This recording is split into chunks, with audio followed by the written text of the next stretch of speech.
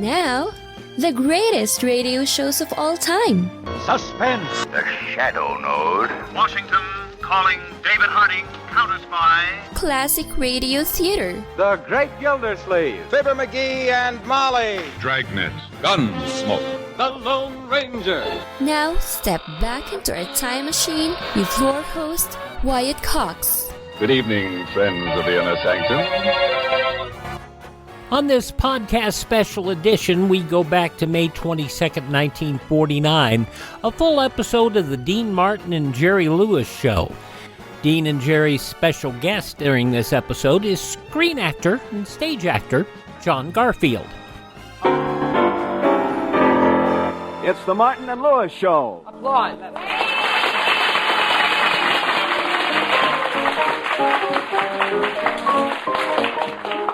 The National Broadcasting Company brings you transcribed from New York, the Martin and Lewis Show. Our guest tonight, John Garfield, and featuring Flo McMichael, Dick Stabile and his orchestra, and starring Dean Martin. Come to me, my melancholy baby. Cuddle up and don't be blue. And Jerry Lewis. Come to me, my melancholy baby. I give you love and everything else, baby. Cars, diamonds, pearls, penthouses, castles, yachts. I got a lucky box of Cracker Jack.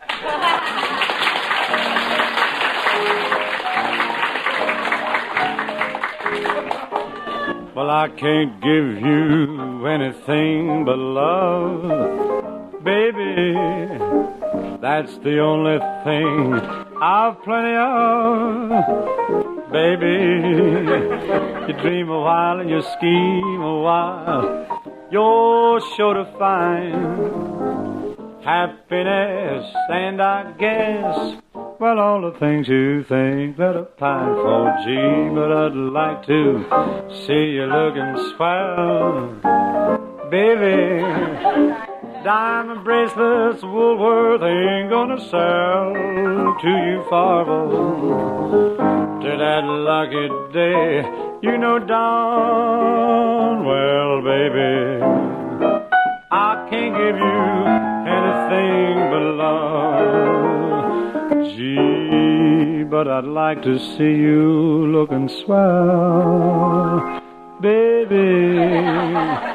Diamond bracelets Woolworth ain't gonna sell to you, baby, till that lucky day.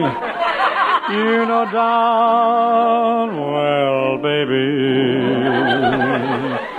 well, I can't give you anything but love.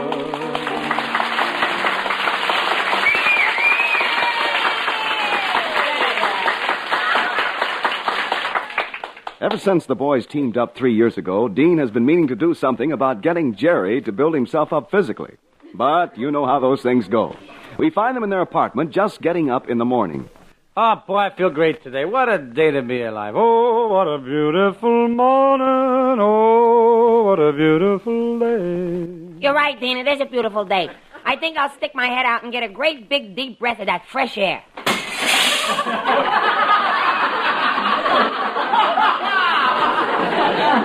Jerry, you didn't hurt yourself, did you? Nah, I didn't hurt myself, and the window hasn't got a pane either. All right, I just woke up. Yeah, but not enough. Jerry, remember that little talk we had last night about your condition? Yeah, and we decided that I got to build myself up today. Right, and we'll start by going to a gym and taking a good workout. Remember, health is wealth. Health is wealth? What's that got to do with me? Well, look at you. You're bankrupt. Seriously, Jerry, I'm worried about you. Things are different today with us. We have new responsibilities. Yeah, I know. 3 shows a night at a nightclub, a radio show each week. Motion pictures, personal appearances, benefits. Yeah, it's fun, but it's a tough schedule. And that's exactly why we have to keep in shape. I'm really worried about you, partner. Me? Don't worry about me. I'm super healthy. Why, I've got the endurance of a mule. I've got the strength of a lion. And athletics?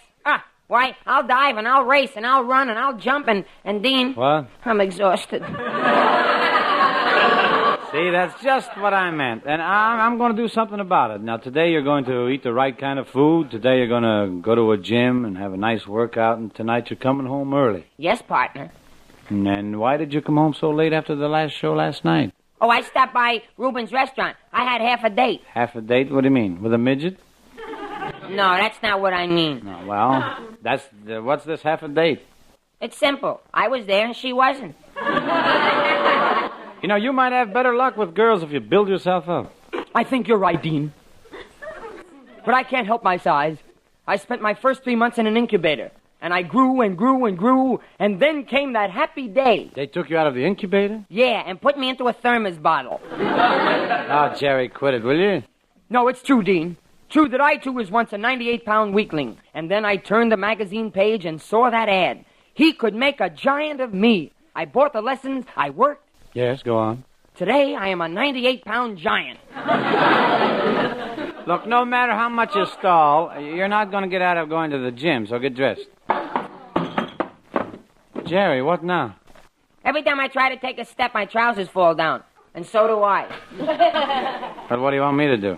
Hand me the Scotch tape. You hold your trousers up with Scotch tape? What's the matter? No belt? No hips. Why don't you use suspenders? No shoulders either. You sound like a guy who stumbled going through a revolving door. You're right, Dean. I should take better care of myself. And tomorrow morning, I'll get on a regular routine of exercises. What are you going to do? I'll set the alarm for 6 a.m., and when it rings, I'll jump out of bed. And then what? Then what? Isn't that pretty good for a start? Jerry, you got to be serious about this. Now, what you need is road work, health foods, calisthenics, vitamins, fresh vegetables, fruits, red meats, regular hours, lots of sleep, deep breathing, and fresh air. Stop already. I'm getting exhausted again. Well, I'm all dressed, Dene. You ready? Who is it? It's me. Well, hello, Florence. I got some fan letters for you to sign, the ones I secretaried yesterday, and I wanted to get here before Mrs. Taproot comes. Oh, the president of Dean's 50 Years and Older Ladies Fan Club? She coming? Yeah, she's coming to tell me all about the last meeting of my new fan club. Isn't that nice? I said, isn't that nice, Jerry? Who's jealous? Well, where are the letters that you have to be signed, Florence? Oh, here. I'm sorry I'm late, but I had a lot of trouble getting them written. Trouble? I thought I told you to type them on my Corona. That's just it. It isn't easy to type a letter on a cigar. Fan letters answered on cigars. Hey, Dean, that might get us some new fans. With men who know tobacco best, it's Martin and Lewis, 8:45. Martin and Lewis, 8:45. Yeah, with the cigars, we can throw in a time signal. Florence, you know, you managed to get about 3 fan letters answered a day. I think you should do a little better than that or give up the job. Oh, I wouldn't give up the job. I'd just have to get another job, and that'd be silly. You know what they say? A rolling stone gathers no moose. A rolling stone gathers no moose? Florence, it's not a rolling stone gathers no moose. It's a rolling rock gathers no moose. This conversation could be happening, but I doubt it. Yeah, Mr. Lewis is pretty odd sometimes. He should take vitamin G. Vitamin G? What's vitamin G? Well, that's the vitamin you take that makes you strong enough to keep from getting punchy from all the other vitamins you take. Florence, I don't think you know very much about vitamins. Oh, sure I do.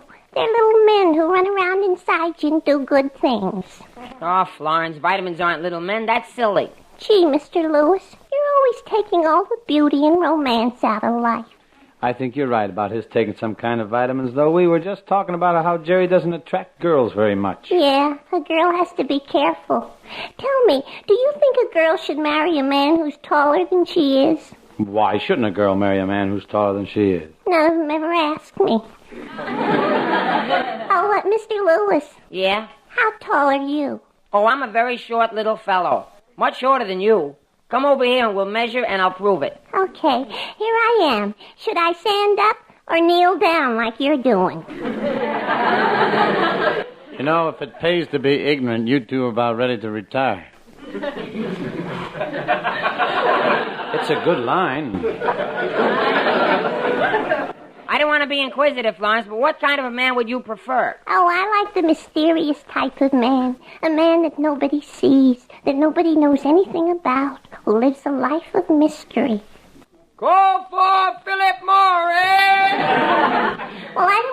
you up from going to the gym. I'll go mail the letters. Bye. Bye, Florence. You know something? Maybe I will go over to the gym with you, Dean. How about tying my tie for me, huh? Why don't you learn to do these simple little things for yourself? I'm not going to mother you anymore. Oh, come on, Dean. How about it, huh? Please. Well, all right. Here, stand still. There. Gee, thanks, Mom. You're so good to me, Dean. You sure tie my tie good, Dean. You're always good to me, Dean. All right, I'm good to you. Now stop following me around. I can't. You got your finger stuck in the knot. Jerry, stop your clowning. Let's get started. Ooh, that must be Miss Taproot. Come in. Oh, that wonderful voice. That glorious voice. Oh, you know the motto of our club, Mr. Martin. When our boy Dene sings, we soar on love's own wings. Well, thanks, Mrs. Taproot. That's very nice. But all your club members are ladies over 50 years old. How much soaring can you do at that age? Look, Sonny, jet propulsion wasn't invented by bobby suckers, you know. Tell me, Mrs. Taproot, did you listen in on last Sunday's radio show? Oh, yes. And when our club members heard your voice, it's just miraculous. Well, what do you mean, miraculous? Oh, before you got halfway through your first song, Mrs. Crabtree's neuralgia in her leg went completely away. Well, that's me, Dean Martin, Boy Mayo Clinic. And then there's Mrs. Blabola. She weighs 240 pounds. Mrs. Blabola's our literary member. Oh, she reads a lot, huh? Oh, no, not at all. Yeah. But for a girdle, she uses bookends. Gee, you're lucky, Dean. I'll bet even Crosby hasn't got a fan that's built like an encyclopedia. So your club really enjoys Dean singing, huh, Mrs. Taproot? Oh, yes. And our oldest member, Mrs. Primella, was so happy. Your singing made her feel 40 years younger. 40 years younger? Yes. If you'd sung a second chorus, she'd have backed all the way out of her old age benefits. Oh. Yep. From Margaret O'Brien to Marjorie Main, when Dene sings, they feel no pain. Jerry, stop ad-libbing. That was a poem by Gerald Lewis, age 2, who doesn't know any better. Well, Mrs. Taproot, I'm glad my voice seems to help your members out. Oh, yes. And since you did such wonders for Mrs. Crabtree's neuralgia, I was wondering if you could do anything about the water on my knee. Go ahead, Dean. Sing Cruising Down the River and hope for the best. One thing I never quite understood, Mrs. Taproot, why didn't your fan club pick on one of the older singers?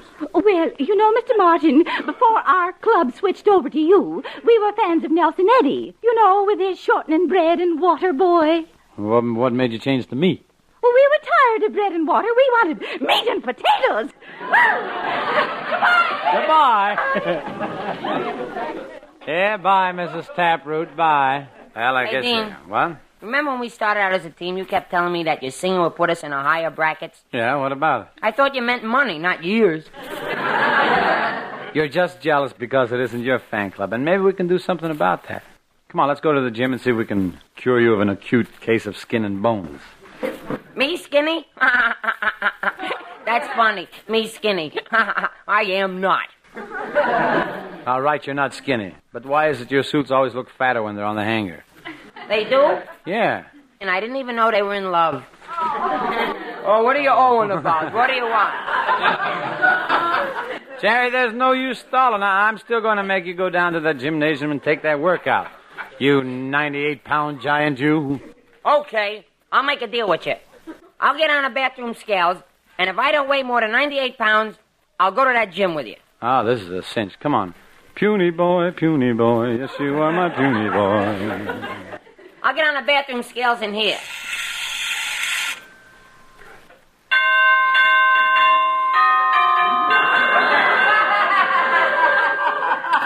Okay, Dean. What does it say on the indicator now? Services will be held tomorrow. Well, come on, Jerry. We're off to the gymnasium, and I think I'd better carry you.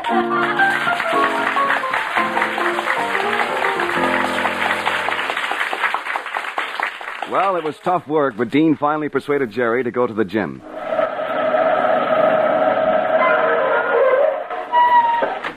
Well, here's the gymnasium, Jerry. Gee, it's a nice-looking building. Hey, let's take a look through the window. Gosh, look at them all running and jumping around in their shorts. Did you ever see so many bare arms and legs? And just look at their physiques. Yeah, now let's go over to the men's side. Yes, gentlemen? Hello, I'm Jerry Lewis, and I'd like to build myself up. You want to build yourself up? Yeah, what do you recommend? A bottle of plasma and keep your fingers crossed. Look, I've been telling Jerry about building himself up all morning. Haven't you got any trunks that'll fit him? What size you take, bud? 28. Well, here, try these. What size are they? 44. Were you ever in the Army? Yeah. Gee, once a supply sergeant, always a supply sergeant. Say, I'll need a jersey, too. Want to see my chest? Sure. Would you mind pointing it out to me? It's right there between my shoulders. Oh, I thought it was a mole. Okay, inhale and I'll measure it. Very interesting. 4 inches. 4 inches expansion? No, just 4 inches of chest. Look, mister, I may be kind of small, but I'm plenty tough. Yeah, you're a regular Mickey Goonie. Well, let's just slip these things on and we'll see what we can do with you. Okay, I'm ready. Now, pick up that iron bar with the weights on it. Yes, sir.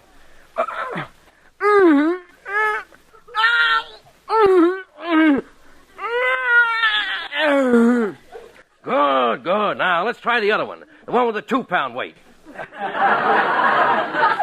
Come on, Jerry. You'll always be kidded about your strength until you do something about it. Okay, Dean, I'll try. Now, let's limber up a little. Bend down and touch the floor with your fingertips. No, no, no. Keep your knees stiff. Stiff.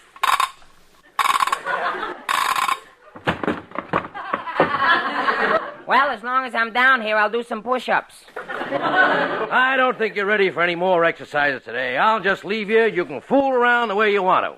Okay. Dean, I wish I could get into one of these boxing rings and practice boxing. They all seem to be in use. No, there's one ring that's vacant, Jer.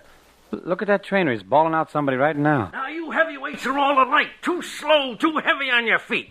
You gotta be on your toes in this business. Now go on home and try not to be so heavy on your feet next time.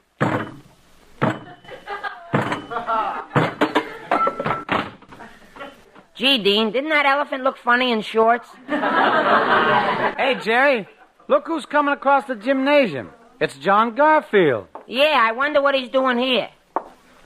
And while Jerry goes to see John Garfield and see if it is John Garfield, we'll tell you this episode of the Dean Martin Jerry Lewis Show was originally broadcast May 22nd, 1949. You're listening to the podcast edition of Classic Radio Theater. The early episodes of the Dean Martin Jerry Lewis Show on radio were tried to be a slapstick sitcom. And later on, they would go to more of a variety show. And the variety show worked better, but really none of them did because their comedy was so visual. Let's hear the conclusion of the Dean Martin Jerry Lewis Show, May 22nd, 1949, as Jerry says, Excuse me, but aren't you John Garfield, the movie actor? That's right.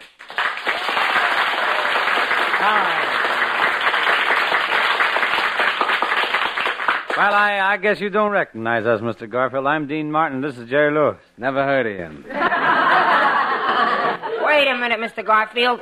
We may not be very well known, but we've achieved some success. Yeah, we're over at the Copacabana nightclub. I sing, and Jerry's a very funny guy. Tells jokes, makes the people laugh. In fact, his wit is so fast, it's like lightning. No wonder he's built like one of those rods. But seriously, Dean, I'm very glad to meet you. To tell the truth, boys, I don't get much time to go to nightclubs. You don't go to nightclubs? What do you do in the evening? Well, I go home and go to bed. Gee, how did you ever think of that? How come you're not in Hollywood making pictures? Oh, I like to get away from Hollywood once in a while and do something in the legitimate theater. Did you fellas ever do anything legitimate? Did we ever do anything legitimate? Well, when Dean stopped hanging around with those guys at the pool hall who had the car swiping concession over in Brooklyn... Jerry, don't be ridiculous. Mr. Garfield means did we ever do any legitimate performing, something dramatic. Oh, dramatic. Well, once we introduced the violinist... Was it Yasha Heifetz who plays with the symphony? No, this was Yasha Fiedelbaum. He plays at the Oddfellow weddings. You know, Mr. Garfield, you're one of Jerry's favorite actors. Really? Yes. I admire you on a screen. Gee, in body and soul, the way you treated your women, like a caveman. Well, that's my system, treat 'em rough. If the script says to grab my leading lady by the arm, I shove her first. And if it says to push them against the wall, why, I slug 'em, too, you see. Gee. You know, sometimes after a big love scene, my knuckles are so sore I can hardly stand it. Gee, and my girl hits me if I take all the armrests to the seat in the movies. You see, Jerry doesn't have much success romantically. Oh, that's too bad. Well, Jerry, have you ever tried taking a ride through Central Park on a moonlight night? Oh, sure. We took a ride Saturday night. The moon was shining, the air was balmy, but I didn't get one single kiss. Well, wouldn't the girl cooperate? Girl? I took my dog. Jerry. Jerry, taking a dog on a moonlight ride through the park, nobody would do a thing like that. I would, but I'm only 23 years old. What do I know? Mr. Garfield, you don't know how much I'd give to be like you, even a little bit like you. Oh, Jerry, stop kidding. Why, there's lots of similarities between us. There are? Why, certainly. Why, we're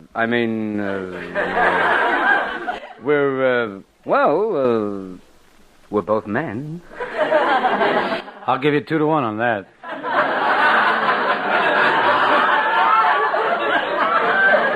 And that's exactly why we're down here at the gym today, Mr. Garfield. Yeah, I want to grow up, be tough, like James Cagney. Boy, if I could only be like him. Now, look here, you guys.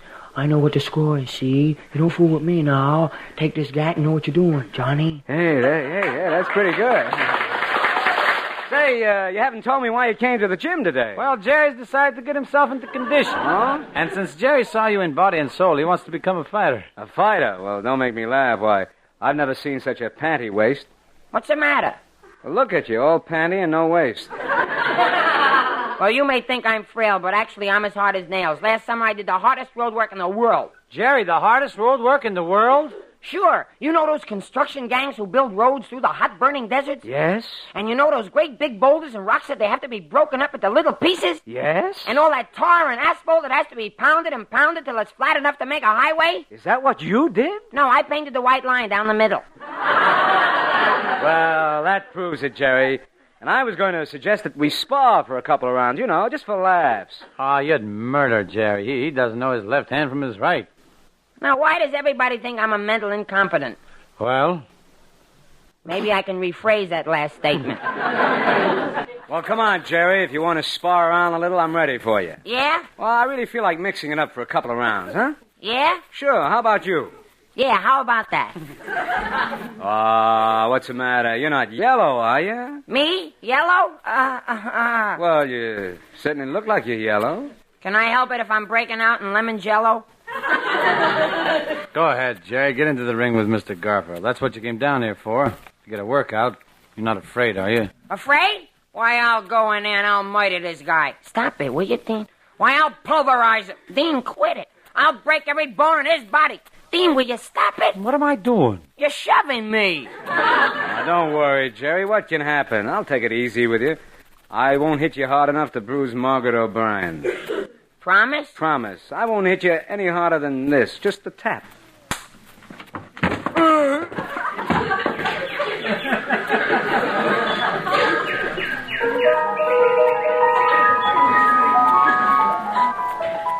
I am Killer Margaret O'Brien. Tonight I fight Champ Garfield for the heavyweight title. It's almost time for the main event. Gee, I hate to go. It's so nice up here floating on this cloud of lemon jello. Jerry, relax. Lie back. You're on the training table in your dressing room. You got to get ready for your big fight. Yeah, my big fight. Now, this is it, Killer. You got to get in there at the bell and start slugging. Yeah. They don't call me Killer Lewis for nothing. I'll murder this Garfield bum. I'll slash him. I'll crush his nose with my left. I'll close his eyes with my right. I'll bust his ribs and... Now, what was that for? I just happened to think, what if he hits me? Now, come on, Killer, buck up. Where's your confidence? Don't worry about me. I've been practicing my old 1-2. Practicing punching, eh? No, counting. I got the fight all figured out, Dean. In the middle of the first round, throw in the towel. Don't forget that. Throw in the towel. You mean you're going to give up the fight? No, I'm going to wet one end of it and flip him unconscious. This is going to be a great night for me. Can I come in? Florence, what are you doing here? Oh, I'm not the Florence, you know. I'm the champ's girlfriend. The champ's girlfriend? Yeah, but there might be a vacancy. I'm getting tired of the way he kisses. Why? How does he kiss? The hard way. No lips. So you don't like the way the champ kisses, huh? Lean down here, baby. How was that? As far as I'm concerned, he's still the champ. You're kind of cute, but I'm still grateful to him. He took me out of my old racket. Well, what was your old racket? Typing letters on Corona cigars. You still sound like Florence, our secretary. Oh, how can you say that? Don't you remember last night when you held me in your arms? You said I was the most glamorous woman in the world, more desirable than Hedy Lamarr. I said that? Yeah. I gotta get out of this boxing racket. I'm getting punchy. You better go now. I gotta take care of my friend here. So long. So long, baby. The championship fight will go on in a few minutes. Meantime, the crowd is watching the preliminary wrestling match between Gorgeous Smorgeous and 10-Ton Tucker. They're in a tight clinch right now. Gorgeous has a cross-flying hammerlock on 10-Ton, who has a body scissors and toe twister on Gorgeous. Hey, Killer, look at that match. What a match, huh? Yeah, gee, I didn't even know they were in love. And now Gorgeous gets 10-Ton over his head in an airplane spin. Around and around he goes and throws 10-Ton to the mat. Great Scott, 10-Ton crashed completely through the ring. There's nothing showing above the floor but his trunk and one tusk. Well, that's the end of that match. And now, ladies and gentlemen, we present the fight for the heavyweight title between the present champion, John Garfield, at 280 pounds, and the challenger, Killer Lewis, the 98-pound giant. Services will be held tomorrow. Well, the challenger, Killer Lewis, is leaving his corner. He goes to the center of the ring. Go on, Jerry. Okay. Ha! Take that, and that, and that, and that. How'd you like that one, punk? Take that! And now Garfield gets into the ring. The crowd cheers. Hey, referee, I don't think you've met my fighter. Hiya, champ. Chimp. Keep going. He's in there someplace. I'm the referee now. Let's make this a good, clean fight, man. First, I gotta take a look at your boxing gloves. Louis, your gloves are okay. Swell. Now let's take a look at yours, Garfield.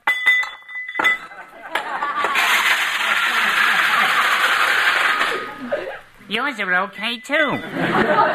Wait a minute. What's all that stuff that fell out of his glove? Iron pipes and horseshoes. Well, that's to penalize me, Killer. I'm better than you are, and all that heavy iron will weigh my arms down so I can't hit you so fast. Yeah, that makes sense. Look, Garfield, I'm gonna murder you.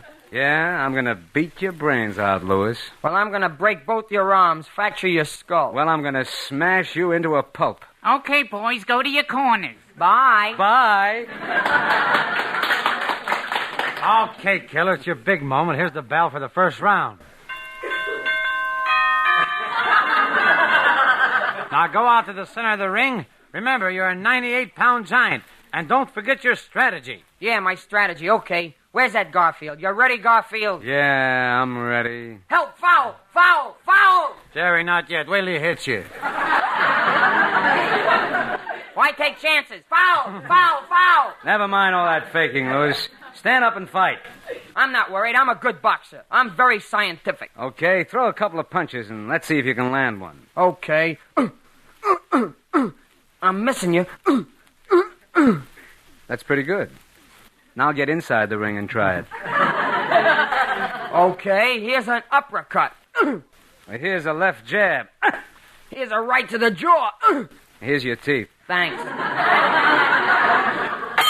And there's the bell ending round one. Lewis is going to his corner. He seems a little woozy. Come on, sit down on this stool. How do you feel?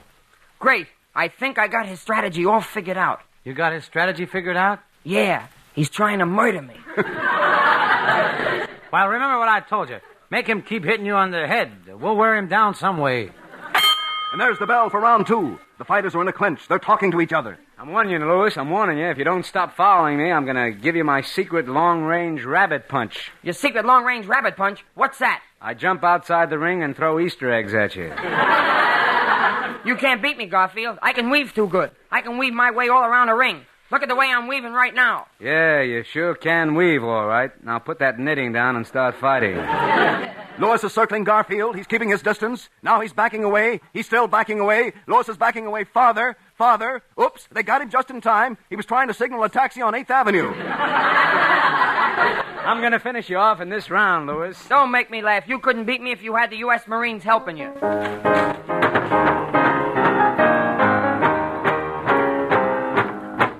Ready? Aim! Fire! Lewis is riddled with bullets. He's falling. He's going down. Jerry, get up. Get up, you yellow dog. What's a few bullets? It's too late. I'm finished. Jerry, get up. Jerry, get up. Huh? What? Where am I? What happened? Oh, Mr. Garfield just tapped you with the back of his hand and you fainted. You mean I wasn't in the ring fighting all this time? Of course not, Jerry. How do you feel, huh? All right, I guess. Only I got a funny taste in my mouth. What is it? I don't know. It tastes exactly like lemon Jell-O. What is that? Thanks, John. Good night. The Martin and Lewis Show, transcribed in New York, is produced and directed by Robert L. Red and written by Dick McKnight, Ray Allen, and Roger Price. This is Wayne Howell suggesting you tune into your NBC station every Sunday evening at this same hour for The Martin and Lewis Show. Thank you very much, ladies and gentlemen. Just like a lot of live shows ran right out of time.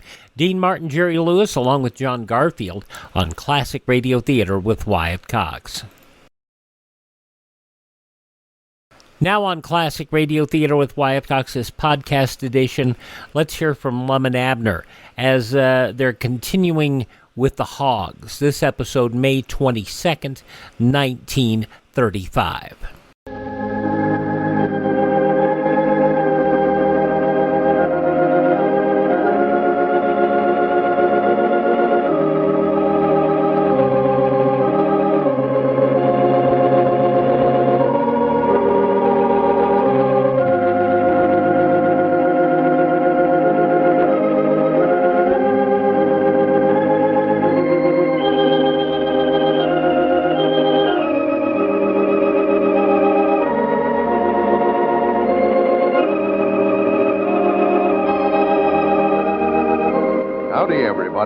Here we are, all ready to take you down to Pine Ridge for another visit with Lum and Abner, brought to you by the makers of Horlicks, the original malted milk. Folks, only a few days left to get one of Lum and Abner's big 8x10 autographed pictures. They've received so many requests that the supply is almost exhausted. So if you're going to get one, I suggest you'd better hurry. All you have to do, you know, is to write your name and address on the back of a wrapper from a half-pound or larger size package of Horlicks malted milk. Then mail the wrapper to Lum and Abner at the station to which you are now listening. They'll send you a photograph right away, and they certainly are worth having. They show the old fellows, you know, both in character and as they are in real life. There's good old Lum with his whimsical smile and prized mustache, and lovable old Abner, just as you've always pictured him, spectacles perched way out on the end of his nose. So don't forget, folks, send in tonight before it's too late. This offer will be withdrawn by the end of the week. And now, let's see what's happening down in Pine Ridge. Well, yesterday, Lum and Abner received a telegram from Squire Skimp stating that he had sold their hogs for them and that he would return to Pine Ridge today. Well, now that Lum is sure of receiving the money from the sale of the hogs, he's gone ahead and ordered the statue of himself to present to the citizens of Pine Ridge, and is having inscribed upon the monument, Lum Edwards, King of the Hogs. Well, as we look in on our old friends today, we find Lum and Abner down at the Jot 'em Down store, eagerly awaiting the arrival of Squire Skimp. Listen. Granny, I just can't wait till Squire gets here. No, me neither. If he got to the county seat on that noon train, he ought to be out here any time now. Yeah. I dog it, I bound you, he's got his pockets just stuffed full of money. Well, more likely he got a check. You see, them big companies that way, they don't pay off in cash money. Well, I just hope the check's good. Oh, well, it'll be a good check, all right. Well, if it ain't too late when he gets here, Lum, we ought to go right into the county seat this afternoon and get the cash on him. Well, there ain't no rush. We can go in there tomorrow. There's plenty of time. Be about our luck for that check not to be no count. Well, I wouldn't worry about that now. Wouldn't worry about it. Why, of course not. You mean just let them give us a check that's worth the papers wrote on and not say nothing about it? Well, no, I wouldn't want to just give them the hogs. No, I wouldn't let them pull a stunt like that on. No, sir. We'll just get right on a train and go to Chicago and make them give us our hogs back or the money won. Well, I doubt where we could get the hogs back by now. I don't get I'll get 'em back or fill that place full of pistol smoke one. Anybody that's low down and ornery enough to take a man's hogs and give him a no-count check, I ain't got no patience with him. Well, wait a minute, Abner. Wait a minute. I ain't gonna wait for nothing. I'm gonna get that money or know the reason why. Just 'cause we're off down here in Pine Ridge and they're up there in Chicago, they think they can put something over on us. Calm yourself down, Abner. I don't want to calm myself down. I worked hard all my life. Abner, will you sit back down? Abner, sit back down in that chair. Juan, you're the worst feller to fly off in the handle I ever seen in my life. Well, it's enough to make a man fly off in the handle. How in the world you can sit there and not get riled up, too? Abner, just hash that up now. Hash up. Blame him. Got yourself worked up there till you're trembling all over. Just look at you. All over nothing. Nothing? Abner, you're going to bring another one of them sinking spells on yourself. Blame her, just wait a minute. Listen to reason. I don't want to listen to nothing. I'm so that blame mad I could jump clean out of my clothes. Well, jump out of them then. Maybe that'll calm you down a little. I just wish I had them here. Be ashamed of yourself. Accusing them of giving us a bad check before we even get the check. Well, you said that it was... Huh? We don't know where the check's in account or not till Squire brings it out here. Well, who told me that? Nobody. You just got yourself worked up there to where you might not throw the transom over nothing. For all we know, Squire might have the cash money on him. Well, I hope he had. We've had enough trouble with her that blame check. Whose check? Why, that outfit that he sold a hog. Just let it go. Well, that's better. Now, just forget about it. I've never seen you lose control of yourself that way. Well, I've been planning so long, Lum, on getting that money from them hogs. I just wait a minute. That's our ring. I don't know, Lum. I'm just so nervous. I ain't hardly myself today. Well, I'll answer it. Maybe it's Squire. Yeah? Go over and douse a dip of water over your head. Maybe that'll help you. Yeah, my nerves are sort of jumpy. Hello? This is Jot 'em Down store. Now, this is him talking. Oh, hello, Mr. Krause. Oh, sauerkraut again. You got what? Oh, well, fine. It'll be here tomorrow, huh? Well, when can I get it? Well, if you can put it up for me, I'll make arrangements to have the unveiling day after tomorrow, then. Yeah, I don't even want to see it till they uncover during the ceremony. Yeah, I feel better now. That water helps me. Camera. All right, sir. You have it out here and set up by day after tomorrow afternoon, and I'll go ahead and make plans for the ceremonies. Ceremonies. Hey, you see, I'm going to present it to the citizens of Pine Ridge here. All right, Mr. Krause. I'll have the money for you when you deliver it. Fact is, there's a feller coming in today bringing me more money, and I'll know what to do with it. He's talking about Squire there. All right. Much obliged for calling. Goodbye. Goodbye. Granny's Abner. Mr. Krause says the statuary will be here tomorrow, and he can have it ready by the next day. Well, good. I can't hardly wait to see it, Lum. I just hope it looks like it. Oh, it'll look like me. I sent him a picture myself by the mail carrier this morning. A picture of you by the mail carrier?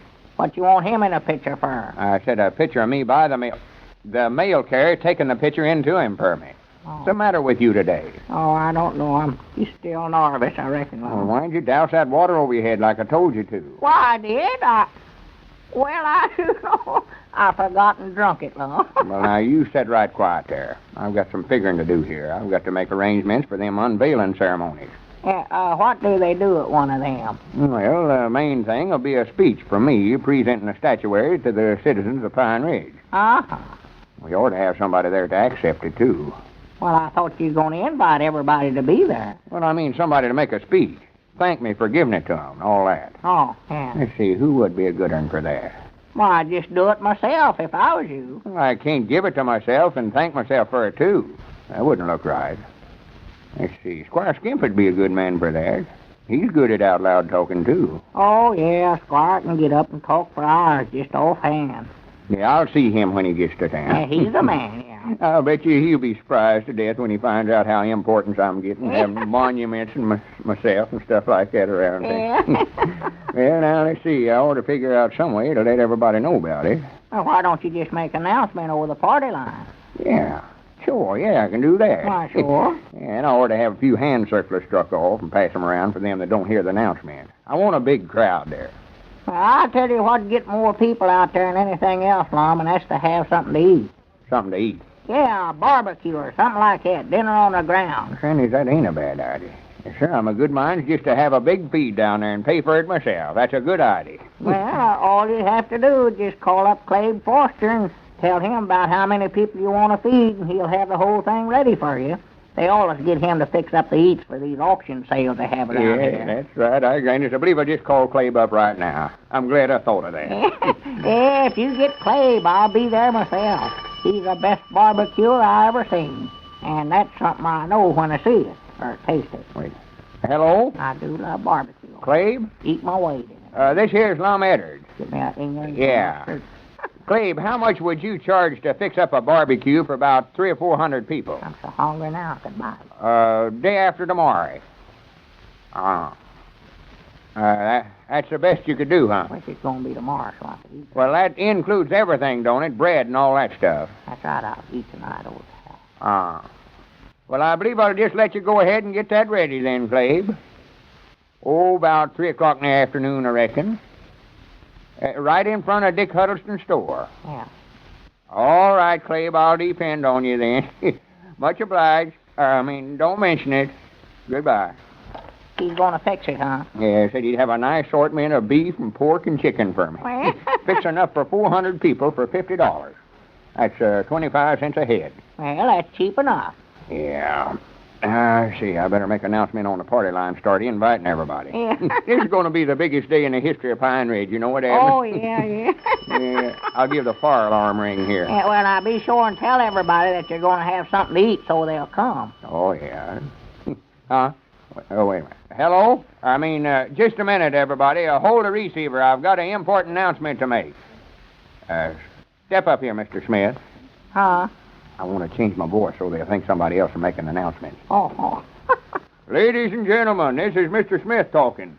I take great pleasure in extending a hearty invitation to all my friends to be present at the unveiling of a statuary of that great and noble citizen, Mr. Lum Edwards, King of the Hogs, which will be held day after tomorrow afternoon out by the watering trough in front of Dick Huddleston's store. I'm going to make a talk just before they uncover the statuary of me, and I'm going to donate it to the town. Mr. Edwards has made arrangements with Clabe Foster to have plenty of barbecue there for everybody. Well, for goodness sakes, Lum, look who's coming up out there, Squire Skimp. Well, good. I want every one of you to be there, and bring the children, too. Come one and come all, I thank you. Well, you got back, did you, Squire? Well, come in, Squire. I never was so glad to see anybody in my whole life. Well, good afternoon, gentlemen. Good afternoon. I just drove in town. I thought I'd drop by here and make a settlement with you the first thing I done. Well, good. I grant you everything's turning out fine. Well, it looks like Lum and Abner's financial worries are over for a while. We hope. Before we leave the air, ladies and gentlemen, I especially want you to hear about a letter we received recently. It came from a listener in Iona, Michigan, and it struck me as illustrating very clearly the value of Horlicks. Listen. Since an operation 4 years ago, I have been unable to digest ordinary milk, eggs, or vegetables. It was hard for me to know just what to eat, to get sufficient nourishment and satisfaction. Hearing your announcer describe Horlicks tablets on the Lum and Abner program, I thought I'd get a flask and try them. Soon I was using both the powder and the tablet, and I've never been without them since. I sleep like a top, and my nerves are fine. The doctor certainly was surprised when I last visited him. Said he'd never seen me looking better. You can always count on me as a Horlicks user. You know, we receive many letters like this telling about the value of Horlicks tablets, proving their easy digestibility and how beneficial they are for persons who have difficulty in digesting ordinary foods. Literally thousands of such unsolicited letters are in our files. If your own digestion troubles you, get some Horlicks tablets from your druggist in either natural or chocolate flavor, and see if they don't make all the difference in the world in supplying needed nourishment. And now, about that photograph of Lum and Abner. If you haven't done so yet, send in your name and address on the back of a half-pound or larger size package of Horlicks malted milk, and you'll get one right away. Send your wrapper to Lum and Abner at the station to which you are now listening. Have you got that? But remember this. There are very few of these photographs left. So if you're going to get one, you'll have to hurry. This is Carlton Brickert, speaking for Lum and Abner and Horlicks, who now bid you all good night and good health.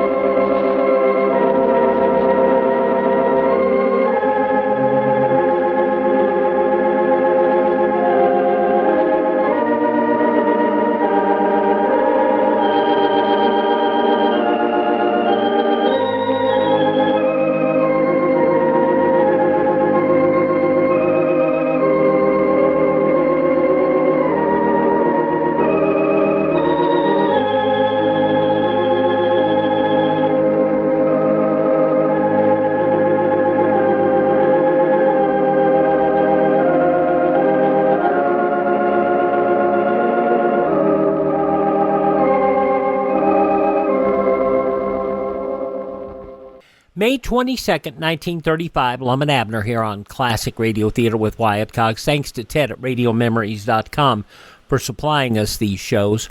Ted supplies shows on cassette, CD, or flash drive for your computer. Check in RadioMemories.com. I want to thank Robert and Susie for using the Buy Me a Coffee function on ClassicRadio.stream.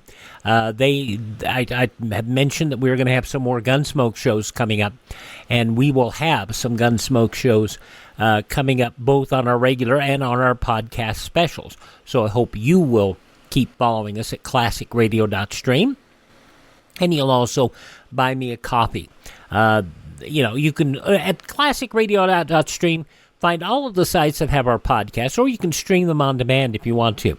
You can also learn about building a classic radio collection of your own, and you can find our social media links. That's classicradio.stream. Thanks for spending part of your day with us on this special podcast edition of Classic Radio Theater with Wyatt Cox.